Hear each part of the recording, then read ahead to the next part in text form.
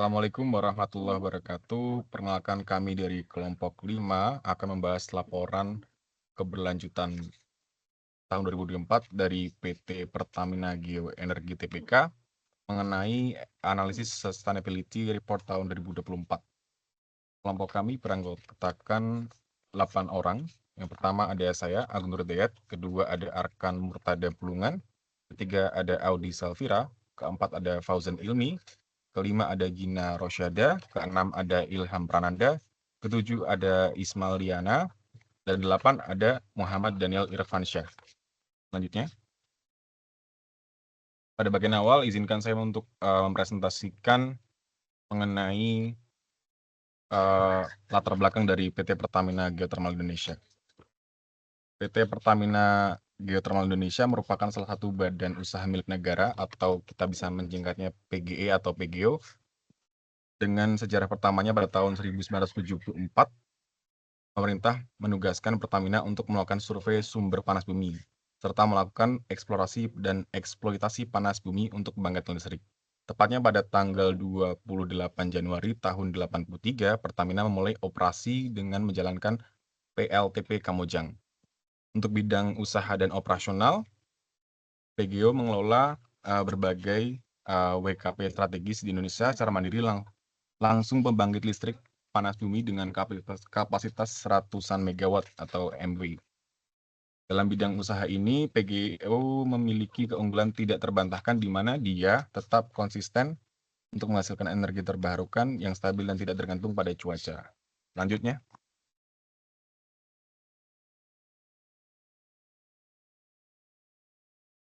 untuk peran strategis dan visi keberlanjutan, peran strategis dari PGO atau PG ini memiliki 3. Yang pertama adalah katalis dekarbonasi, kedua penyedia baseline hijau, dan pengembangan bisnis baru. Untuk katalis dekarbonisasi berperan aktif mengubah lanskap energi nasional menjadi bahan bakar fosil menjadi energi yang lebih hijau. Untuk penyedia baseline hijau, dia menjadi tulang punggung pasokan listrik yang terbarukan selama 24/7 atau full sebulan. Untuk pengembangan bisnis baru, PGE ini berekspansi tidak hanya pada listrik, tapi juga pemanfaatan produk turunan hijau, seperti green hydrogen dan green ammonia. Untuk visi keberlanjutan dan ESG, dia terdapat 3. Yang pertama visi lingkungan, yang kedua tanggung jawab sosial, dan ketiga adalah tata kelola bersih.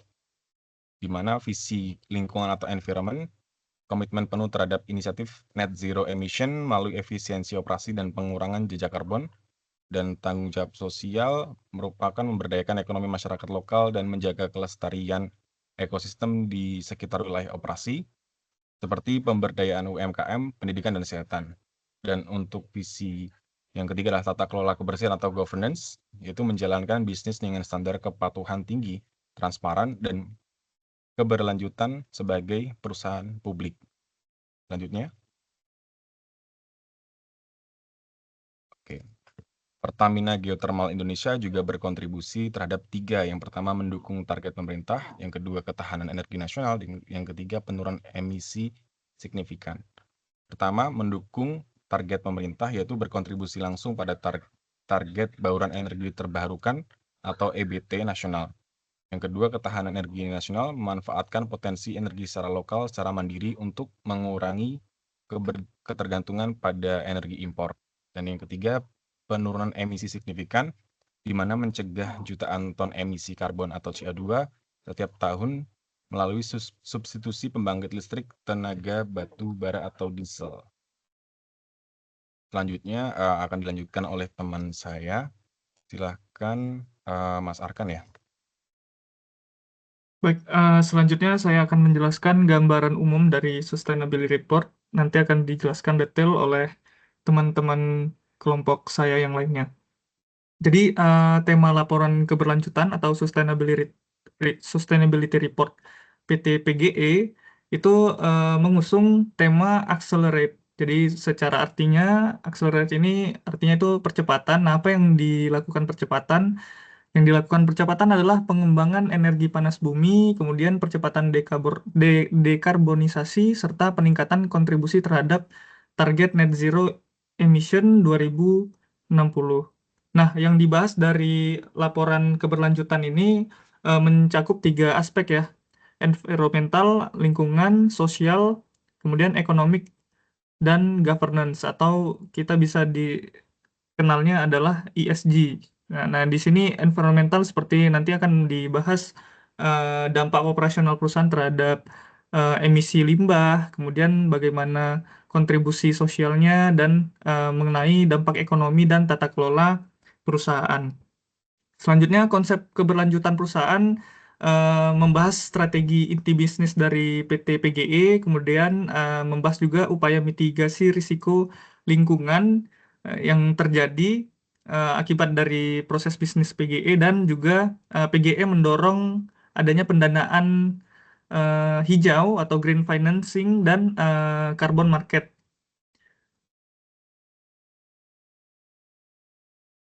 Oke, selanjutnya isu keberlanjutan yang dibahas di laporan keberlanjutan ini ada 4. Yang pertama adalah emisi dan perubahan iklim, pengelolaan limbah, pengelolaan energi dan air, dan yang keempat adalah keanekaragaman hayati.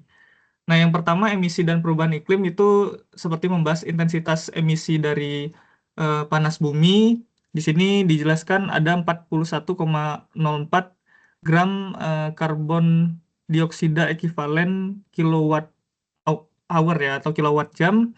Kemudian ada penghindaran emisi sekitar kurang lebih 4 juta ton karbon dioksida dan terlibat dalam perdagangan kredit karbon. Nah, yang kedua ada pengelolaan limbah. Kemudian ada pengelolaan energi air, 94% energi berasal dari sumber terbarukan. Kemudian ada sistem closed loop geothermal, dan ada produce wastewater atau limbah air itu 0, dan adanya efisiensi air dalam proses bisnis sebesar 63,58 megaliter. Dan yang keempat ada keanekaragaman hayati. PGE memiliki 19 area konservasi, 1.335 spesies flora dan fauna. Kemudian ada rehabilitasi DAS 242 hektar, dan ada penerapan Biodiversity Action Plan. Oke, selanjutnya akan dijelaskan oleh teman saya.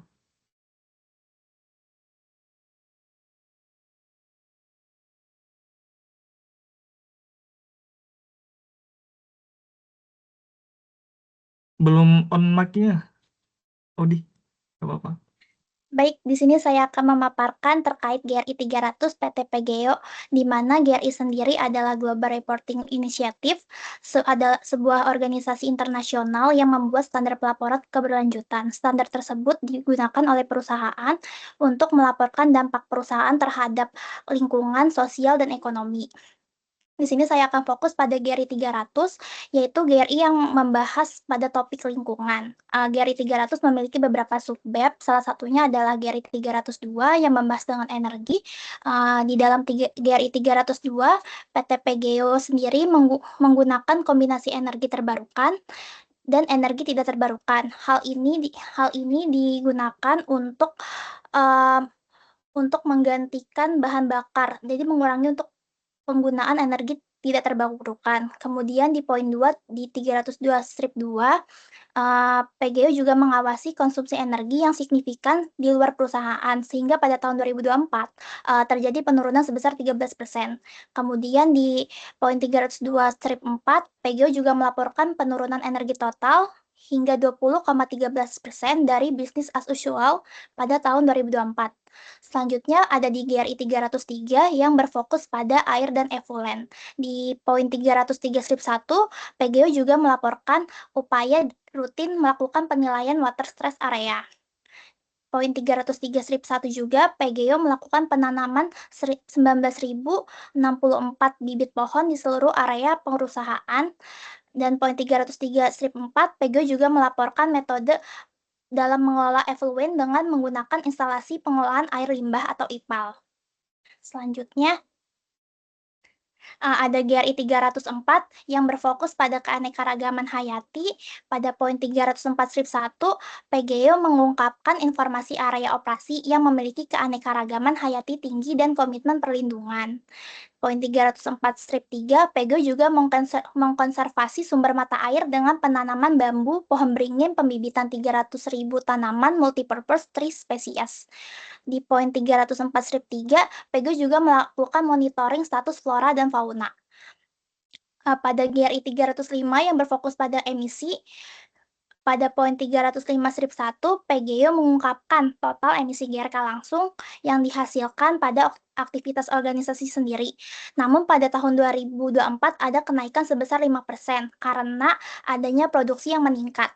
Kemudian di tahun 305/2, emisi GRK tidak langsung juga terjadi kenaikan sebesar 14% dikarenakan adanya penggunaan listrik PLN yang meningkat dan emisi kantor pusat yang baru dimasukkan.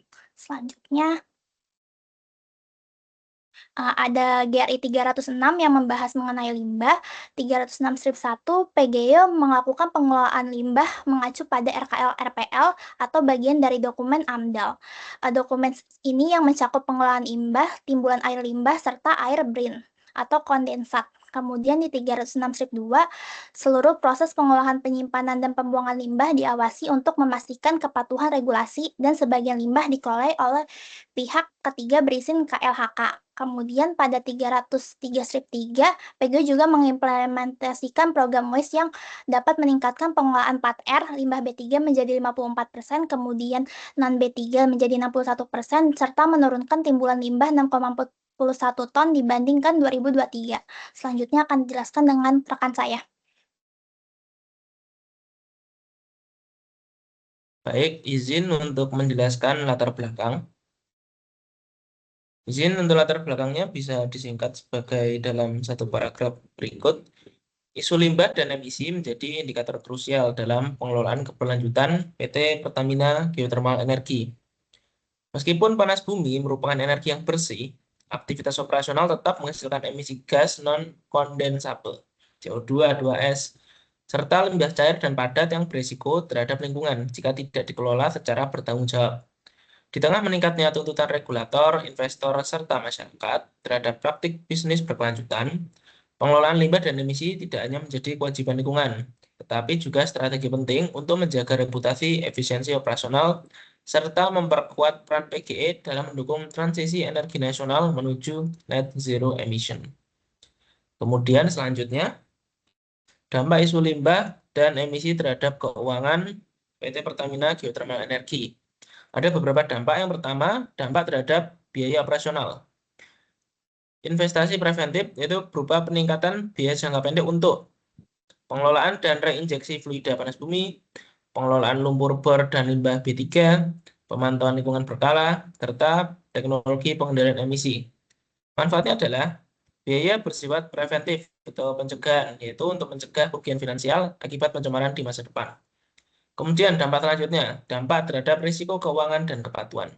Mitigasi risiko regulasi.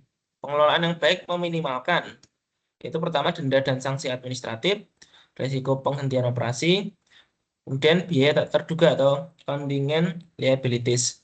Manfaatnya adalah menjamin keberlanjutan izin usaha dan stabilitas arus kas jangka panjang.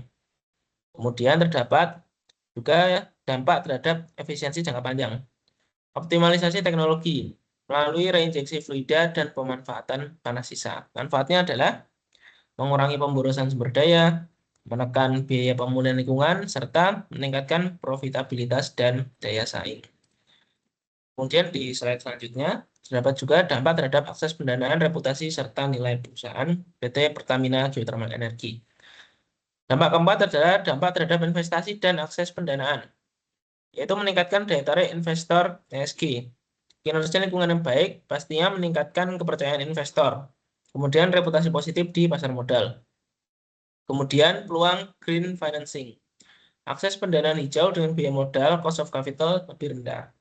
Risikonya kegagalan pengelolaan, menurunkan peringkat ESG, meningkatkan cost of capital, dan pastinya mengurangi minat investor. Kemudian yang yang kelima, dampak yang kelima adalah dampak terhadap reputasi dan nilai perusahaan. yaitu penguatan citra perusahaan, yaitu memperkuat posisi PGE sebagai perusahaan energi bersih dan berkelanjutan. Untuk manfaat tidak langsungnya adalah terdapat beberapa. Pertama, peningkatan nilai perusahaan atau firm value, kemudian kepercayaan pemangku kepentingan stakeholder, kemudian hubungan harmonis dengan masyarakat sekitar wilayah operasi. Kesimpulannya adalah pengelolaan limbah dan emisi yang baik bukan sekedar biaya, melainkan berupa investasi strategis untuk keberlanjutan bisnis jangka panjang. Untuk materi selanjutnya akan dijelaskan oleh rekan saya. Baik, selanjutnya terkait dengan aspek sosial. Pada aspek sosial, PT Pertamina Geothermal Energy mengungkapkan kinerja keberlanjutan berdasarkan standar GRI 400, yaitu mencakup GRI 401, 403, 404, dan 413, yang mencakup ketenaga kerjaan, keselamatan kerja, pengembangan karyawan, hingga pemberdayaan masyarakat. Yang pertama yaitu GRI 401, terkait dengan kepegawaian. Di sini ada beberapa isu yang diungkapkan oleh PT PGE. Yang pertama, 401-1 yaitu perekrutan karyawan baru dan pergantian karyawan. Kemudian 401-2 yaitu tunjangan yang diberikan kepada karyawan purna waktu yang tidak diberikan kepada karyawan pada kurun waktu tertentu atau paruh waktu. Lalu 401-3 ada cuti melahirkan bagi karyawan. Hal ini menunjukkan komitmen perusahaan dalam menjaga kesejahteraan dan stabilitas sumber daya manusia. Yang kedua, yaitu GRI 403 terkait dengan kesehatan dan keselamatan masyarakat. Ada beberapa isu yang diungkapkan oleh perusahaan. Yang pertama, yaitu 403-1 terkait dengan sistem manajemen kesehatan dan keselamatan kerja. Kemudian 403-2 yaitu pengidentifikasian bahaya, penilaian resiko, dan investigasi insiden. Lalu 403-3 yaitu layanan kesehatan kerja, dan 403-10 yaitu penyakit akibat kerja. Aspek ini menjadi sangat penting karena operasional panas bumi memiliki resiko kerja yang cukup tinggi. Selanjutnya yaitu GRI 404 terkait dengan pelatihan dan pendidikan. Adapun beberapa isu yang diungkapkan oleh perusahaan diantaranya, yang pertama yaitu 404-1 terkait dengan rata-rata jam pelatihan per tahun karyawan. Lalu 404-2 terkait dengan program untuk meningkatkan keterampilan karyawan dan program bantuan peralihan. Lalu 404-3 yaitu persentase karyawan yang menerima tinjauan rutin terhadap kinerja dan pengembangan karir. Yang terakhir yaitu GRI 413 terkait dengan masyarakat setempat atau masyarakat lokal. Adapun isu yang diungkapkan oleh perusahaan di antaranya ada dua, yaitu 413-1 terkait dengan operasi dengan keterlibatan masyarakat setempat, penilaian dampak, dan program pengembangan. Kemudian 413-2 yaitu terkait operasi yang secara faktual dan secara aktual dan yang berpotensi memiliki dampak negatif signifikan terhadap masyarakat setempat. Secara umum, pengungkapan aspek sosial perusahaan sudah sesuai dengan standar GRI. Selanjutnya akan dijelaskan oleh rekan saya. Selanjutnya saya akan menjelaskan tentang aspek ekonomi yang diatur dalam GRI 201, 203, dan 204. Dalam aspek ekonomi ini yang akan dibahas adalah menjelaskan tentang kinerja ekonomi perusahaan, pendapatan, laba, distribusi nilai ekonomi, kredit karbon, serta kontribusi terhadap negara dan masyarakat. Nah, selama tahun 2024, PT PGO mencatat pendapatan bersih sebesar 407,12 juta dolar Amerika atau sekitar 6,62 dengan laba bersih berada pada 160,302 atau sekitar 2,61 triliun rupiah. Capaian ini menunjukkan bahwa kinerja keuangan PT PGO telah berada pada kondisi yang sehat dan mampu menghasilkan nilai ekonomi yang berkelanjutan. Selain memperoleh laba, perusahaan juga mendistribusikan nilai ekonomi sebesar 299,64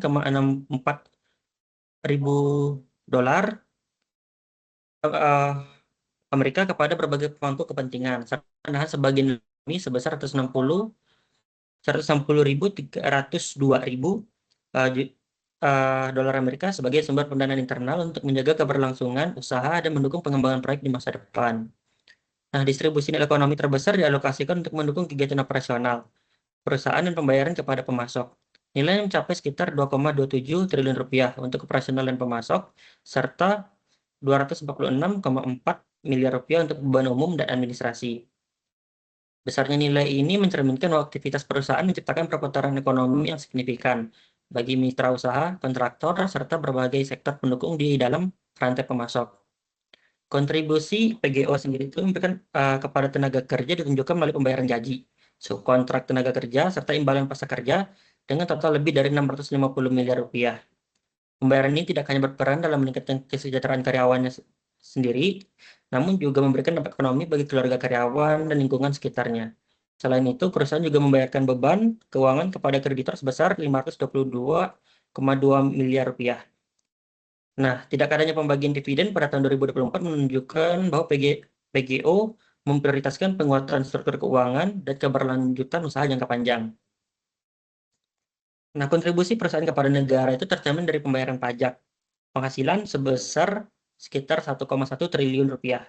Kontribusi ini merupakan bentuk peran langsung PGO dalam mendukung penerimaan negara dan pembiayaan pembangunan nasional. Di sisi lain, PGO juga menyalurkan dana tanggung jawab sosial dan lingkungan sekitar 19,7 miliar rupiah untuk mendukung kegiatan sosial, pendidikan, serta pemberdayaan masyarakat di sekitar wilayah operasional. Selanjutnya, nilai ekonomi yang ditahan perusahaan pada tahun 2024 mencapai sekitar 2,61 triliun rupiah. Nilai ini mencerminkan bahwa kemampuan PGO untuk mempertahankan sebagian hasil kinerjanya sebagai modal internal. Dana tersebut penting untuk menjaga stabilitas keuangan, mendukung investasi, serta membiayai pengembangan proyek energi panas bumi di masa depan tanpa ketergantungan yang terlalu besar terhadap pendanaan eksternal. Nah, selain kinerja keuangan konvensional, PGI juga mulai mengembangkan nilai ekonomi berbasis lingkungan melalui penjualan kredit karbon. Pada tahun 2024, kredit karbon yang terjual mencapai 863.295 ton karbon dioksida ekuivalen melalui Bursa Karbon Indonesia. Capaian ini menunjukkan bahwa upaya pengurangan emisi itu tidak hanya berkontribusi terhadap mitigasi perubahan iklim, tetapi juga membuka peluang sumber pendapatan baru yang sejalan dengan transisi energi. Selanjutnya, nah kemudian kita masuk ke dampak ekonomi yang diatur dalam GRI 203. Dalam konteks dampak ekonomi tidak langsung, PGO melaksanakan berbagai program pembangunan infrastruktur dan pemberdayaan masyarakat di sekitar wilayah operasional. Pada tahun 2024, sebanyak 70.781 orang menerima manfaat dari program tersebut. Total investasi TJSL mencapai sekitar 17,73 miliar rupiah dan meningkat 11,2% dibandingkan tahun sebelumnya. Peningkatan ini menunjukkan bahwa komitmen PGE untuk terus memperkuat kapasitas ekonomi masyarakat dan mendorong peningkatan kualitas hidup di wilayah sekitar operasi. Selanjutnya, nah untuk GRI 204 itu membahas isu tentang praktik pengadaan. Pada tahun 2024, total nilai pengadaan PGE mencapai sekitar 33,21 triliun rupiah. Namun porsi belanja kepada pemasok lokal masih relatif kecil, yaitu sekitar 221,53 miliar rupiah atau sekitar 0,67%. Sedangkan belanja kepada pemasok global itu mencapai 99,33%. Kondisi ini terutama dipengaruhi oleh kebutuhan peralatan dan teknologi khusus yang belum sepenuhnya tersedia di dalam negeri, khususnya untuk mendukung proyek panas bumi dalam jangka panjang. Meskipun cara nilai belanja masih didominasi oleh pemasok global, dari sisi jumlah mitra usaha, PGO telah melibatkan pemasok dalam negeri seluas besar 92,79% dari total pemasok. Selain itu, realisasi tingkat komponen dalam negeri mencapai 70%, melampaui target minimum. Hal ini menunjukkan adanya upaya strategis untuk memperkuat industri nasional, meningkatkan kemampuan pemasok lokal, serta membangun rantai pasok yang lebih berkelanjutan. Selanjutnya akan dijelaskan oleh rekan saya.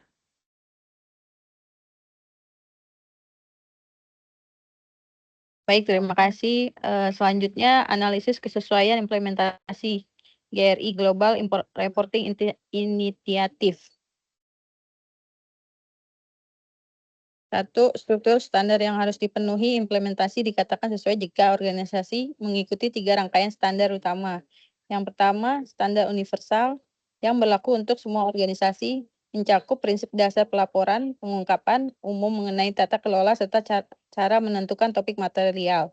Kedua, standar sektor digunakan untuk mengidentifikasi topik material yang spesifik dan berpotensi signifikan pada industri tertentu. Yang ketiga, standar topik pengungkapan mendalam untuk setiap isu material, misalnya GRI 413 untuk komunitas lokal atau GRI 418 untuk profesi pelanggan. Yang kedua, metode analisis kesesuaian. Dalam praktiknya, analisis ini sering dilakukan melalui konten analisis konten, memeriksa setiap poin pengungkapan dalam laporan dibandingkan dengan indeks standar GRI terbaru. Sustainability Report Disclosure Index, SR, atau disebut dengan SRDI, memberikan skor pada setiap item indikator untuk mendapatkan presentasi tingkat kepatuhan. Prinsip kualitas menilai apakah laporan sudah memenuhi prinsip akurasi, keseimbangan, kejelasan, keterbandingan, keandalan, dan ketepatan waktu. Next. Berikut adalah analisis kesesuaian implementasi PGE berdasarkan data transparansi di lingkungan sosial dan ekonomi. 1. Kesesuaian umum dengan GRI Standar 2021. PGE telah melakukan transisi penuh dari standar lama ke GRI Standar 2021. Hal ini terlihat dari struktur pelaporan. Laporan mencakup pengungkapan universal GRI 2, penentuan topik material GRI 3, dan standar topik spesifik. Pengakuan internasional. PGE meraih Gold Rank pada Asia Sustainability Reporting Rating pada tahun 2023 yang menunjukkan tingkat kepatuhan dan transparansi yang sangat baik terhadap standar GRI. Kedua, transparansi data lingkungan GRI 300. PGE menunjukkan transparansi tinggi pada aspek lingkungan sebagai inti dari bisnis panas bumi, yang termasuk dari emisi. Dalam GRI 305, melaporkan emisi gas rumah kaca. Secara mendalam, PGE menjadi penyedia kredit karbon pertama di Bursa Karbon Indonesia.